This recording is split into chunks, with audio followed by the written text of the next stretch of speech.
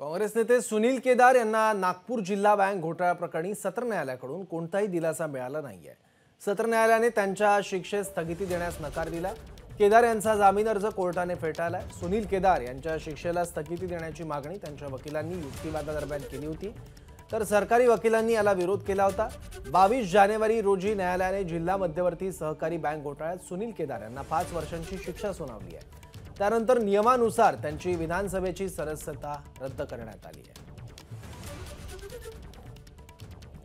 हा अतिशय कूल माइंडने केलेला घोटाळा आहे।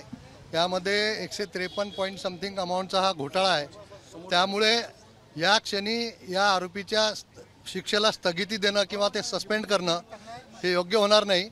कारण यामध्ये जर या क्षणाला यांना जामिनावर सोडलं किंवा कन्व्हिक्शनला स्टे दिला तर समाजामध्ये चांगला मेसेज जाणार नाही आणि त्यामुळे समाजात चांगला मेसेज जावा म्हणून या ठिकाणी सुनील केदार यांना जामीन नामंजूर करण्यात आला। त्यांच्या शिक्षेला स्थगिती देण्यात आलेली नाही आणि त्यांचं सेंटेन्सही सुद्धा सस्पेंड करण्यात आलेलं नाही। एबीपी माझा, उघडा डोळे बघा नीट।